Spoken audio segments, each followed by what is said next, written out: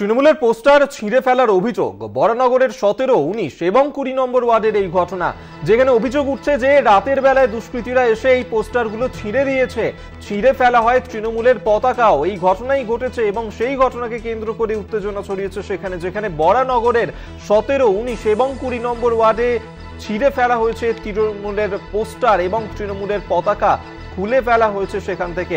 জয়ন্ত মজুমদার এই মুহূর্তে আমাদের সঙ্গে টেলিফোনে রয়েছেন প্রতিনিধি, বিস্তারিত জানবো। জয়ন্ত, ঠিক কি ঘটনা ঘটেছে, কি অভিযোগ তৃণমূলের?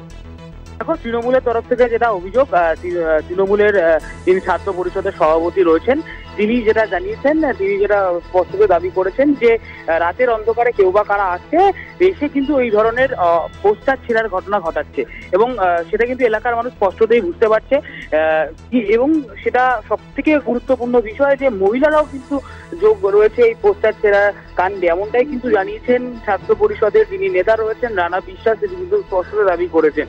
অর্থাৎ বহিরাগত প্রবেশ করাতে সজল ঘোষ অভিযোগ করেছেন উপনির্বাচনের বরানগর উপনির্বাচনের তৃণমূল কংগ্রেস প্রার্থী সায়ন্তিকা বন্দ্যোপাধ্যায়। অর্থাৎ বহিরাগত ঢুকে অশান্তির বাতাবরণ তৈরি করার চেষ্টা করছে বিজেপি, এমনটাই কিন্তু অভিযোগ শাসক দলের তরফ থেকে। তবে এই সমস্ত যে ঘটনা ঘটছে সেই ঘটনা কিন্তু মানুষ জবাব দেবে ভোট বাক্সে 1 জুন, এবং 4 তারিখ কিন্তু তৃণমূল কংগ্রেসের তরফ থেকে যেটা দাবি করা হচ্ছে আসল খেলা হবে এবং তারপরে কিন্তু যে পোস্টার ছেঁড়ার যে বিষয় সেটা মানুষ ফিরে বুঝিয়ে দেবে যে তৃণমূল কংগ্রেস আসলে কতটা ক্ষমতাশালী বা শক্তিশালী দল। জয়ন্ত, এই যে বিজেপির বিরুদ্ধে অভিযোগ তোলা হচ্ছে যে তারাই এই ঘটনা ঘটিয়েছে, যেখানে সামনেই উপনির্বাচন রয়েছে, বিজেপির কি রিয়াকশন?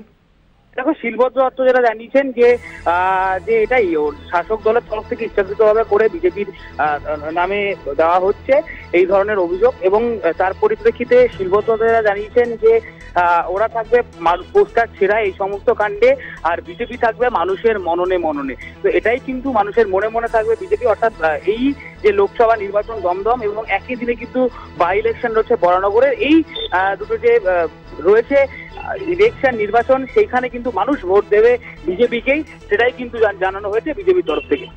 বেশ, ধন্যবাদ তোমায়। জয়ন্ত মজুমদার আমাদের সঙ্গে টেলিফোনে ছিলেন প্রতিনিধি। অর্থাৎ যেখানে সামনেই বরানগরের উপনির্বাচন রয়েছে তার আগেই এই ধরনের ঘটনা, যেখানে তৃণমূলের পোস্টার ছিঁড়ে ফেলা হয়েছে, এমনটাই কিন্তু অভিযোগ করা হচ্ছে। বিজেপি আশ্রিত দুষ্কৃতীরা এই ঘটনার সঙ্গে জড়িত বলেই অভিযোগ তৃণমূলের।